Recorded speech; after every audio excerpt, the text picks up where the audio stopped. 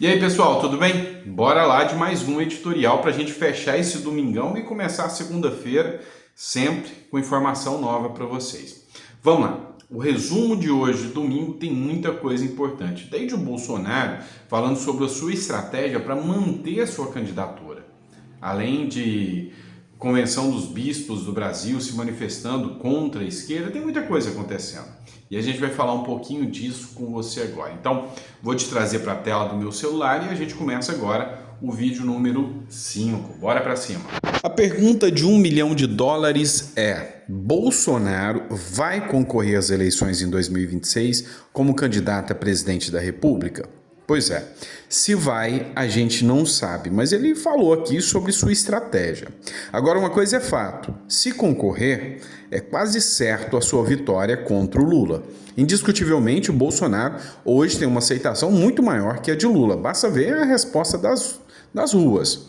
Mas olha só, matéria da Folha de São Paulo: Bolsonaro diz apostar no TSE para disputar a eleição em 2026, mas a lista de obstáculos é enorme. Então, uma aposta de Bolsonaro é que os recursos do TSE sejam votados.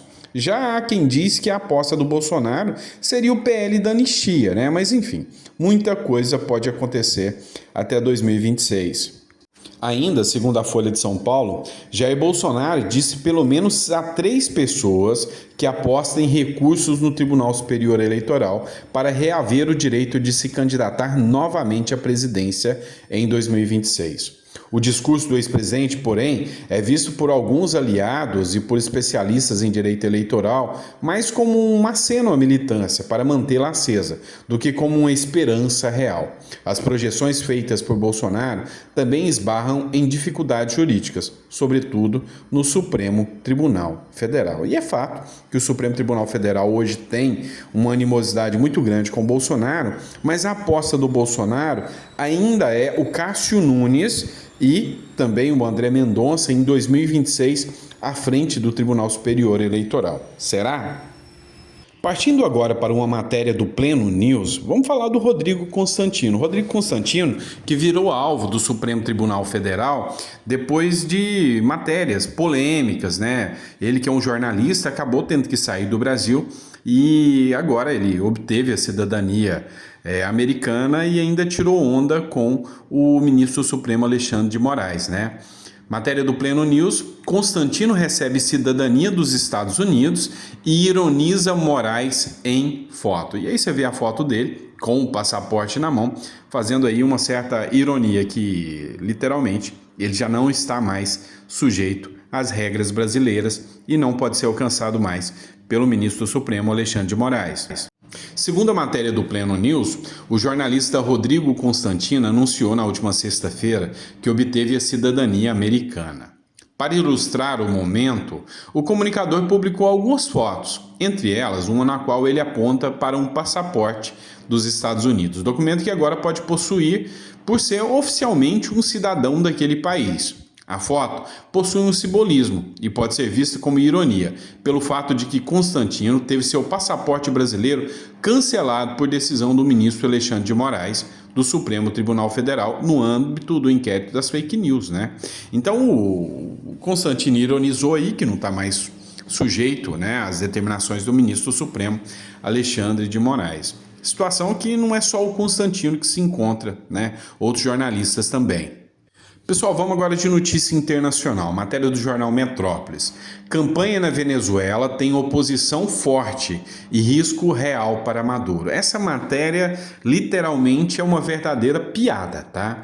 É um intento da mídia aí dar a entender que efetivamente o Maduro poderia ter realmente chance de perder essa eleição, o que a gente duvida muito. Então, assim, a minha visão é que a mídia vem, a eleição vai ser difícil, realmente a eleição está sendo concorrida, tem um opositor do Maduro, para no final das contas eles virem e falarem: o Maduro ganhou por uma margem apertada, então quer dizer que a eleição na Venezuela foi totalmente justa.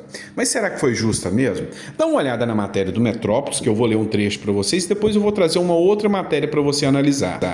Marcada para o próximo 28 de julho, a eleição presidencial na Venezuela se aproxima, com chances reais de Maduro poder perder o cargo que ocupa, né, de presidente do país por mais de 10 anos. Em levantamento divulgado pela ORC Consultores no fim de maio, Maduro apareceu com apenas 13,7% das intenções de voto e ficou atrás mesmo dos 18,5% dos eleitores que ainda não sabem em quem votar.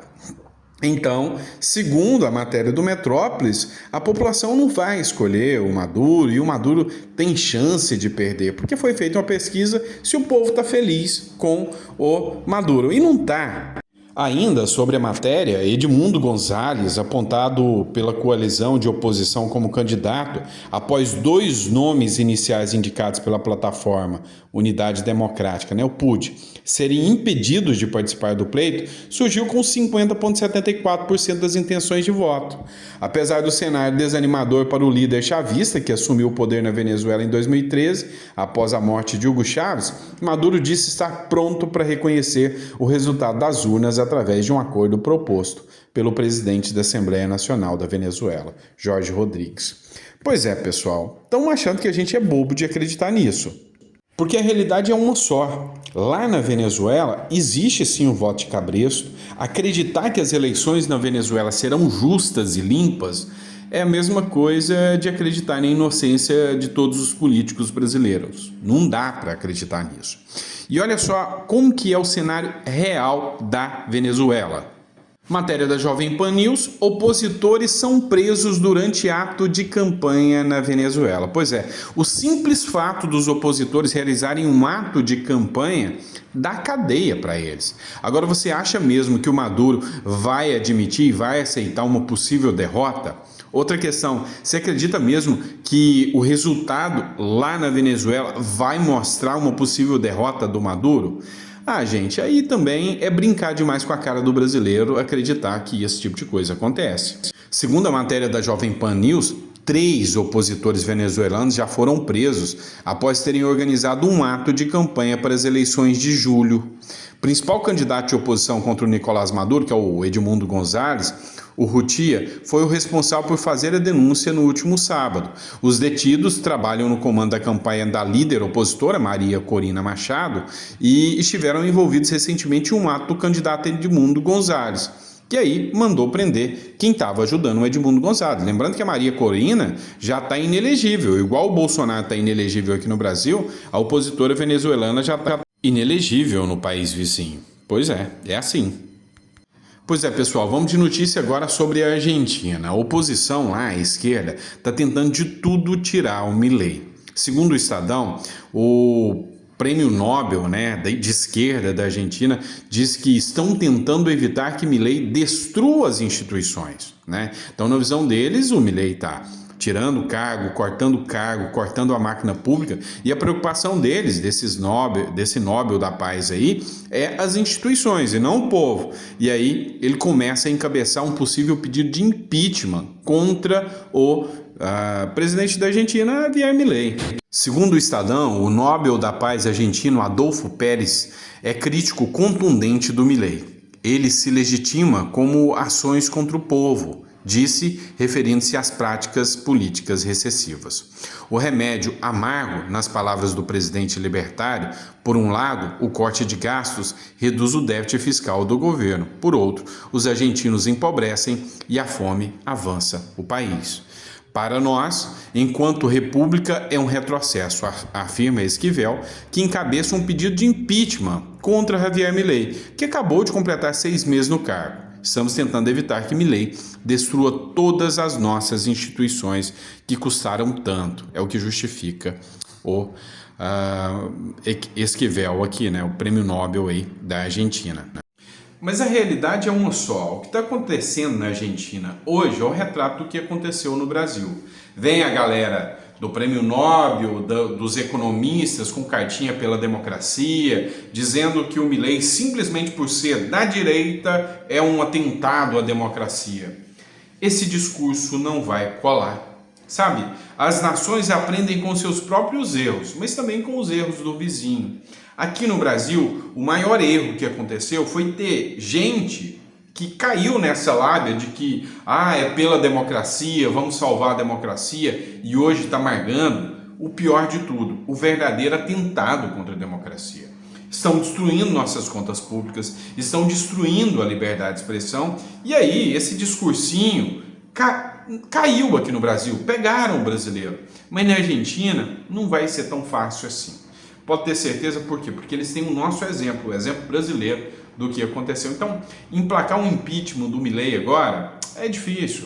A gente está vendo protesto, está vendo borrachada para cima e para baixo lá na Argentina, enquanto os radicais de esquerda depredam prédios públicos, atacam as instituições. A gente está vendo a esquerda lá causando um verdadeiro pandemônio mesmo, querendo incitar inclusive uma possível guerra civil.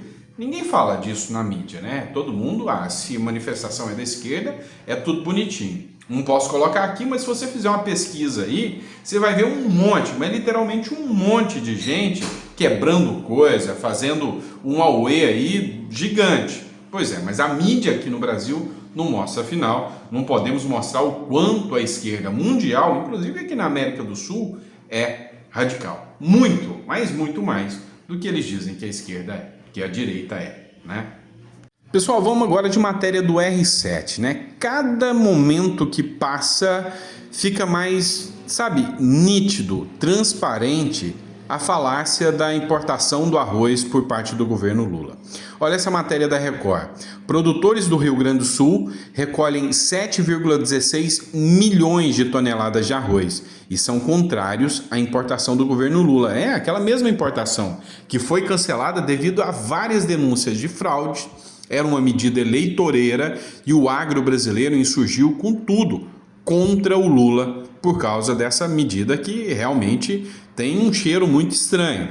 Segundo a matéria da Record, a produção de arroz resultou em mais de 7 milhões de toneladas de colhidas no Rio Grande do Sul. O balanço foi feito pelo Instituto Rio Grandense do Arroz e divulgado anteontem, na última sexta-feira. Mais de 94% da área semeada na safra de 2023 e 2024 foi colhida, o que corresponde a 851,6 mil hectares. Com o resultado, os produtores do estado dizem que não há necessidade de importar grão para o país. Ou seja, resumindo a história aqui, ficou nítido e evidente que não teve desabastecimento e que essa história de importar arroz tem que ser investigada, sim. Inclusive é objeto de uma CPI e isso aí eu já venho falando para vocês. Pode sim ser um dos motivos pela possível queda do presidente da República, Luiz Inácio Lula da Silva, porque isso ainda vai dar muito pano para manga mesmo, porque realmente é algo grave, tá? Muito grave. Pessoal, tratando agora ainda sobre o PL anti-aborto, né, que ficou conhecido, a CNBB falou que o PL anti-aborto é defesa da vida da mãe e do bebê. E foi totalmente contra o posicionamento do governo. Lembrando que a CNBB já tem um histórico de apoiar algumas pautas progressistas, né? Então, bater muito de frente, inclusive contra o governo Bolsonaro, mas aqui eles deram uma declaração a favor. A Conferência Nacional dos Bispos do Brasil, diante do debate no Congresso Nacional e na sociedade brasileira sobre o PL 1904, vem a público reafirmar o seu posicionamento de defesa e proteção da vida em todas as suas etapas, da concepção à morte natural. No contexto do debate sobre o aborto, empenha-se na defesa das duas vidas, a da mãe e a do bebê. A CNBB não se insere na politização e ideologização desse debate. Contudo, adentra-o por ser profundamente ético e humano.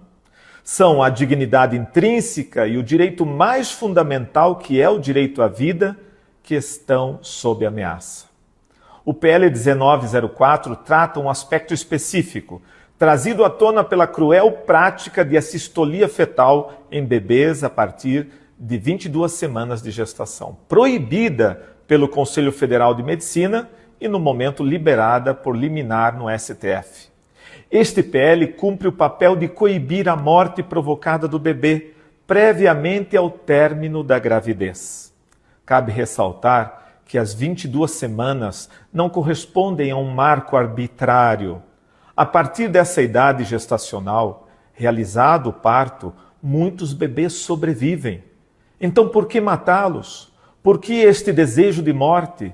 Por que não evitar o trauma do aborto e no desaguar do nascimento, se a mãe assim o desejar, entregar legalmente a criança ao amor e o cuidado de uma família adotiva?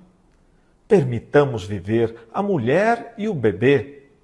Diante do crime hediondo do estupro, os agressores sejam identificados e a legislação seja rigorosa e eficaz na punição. É ilusão pensar que matar o bebê seja uma solução.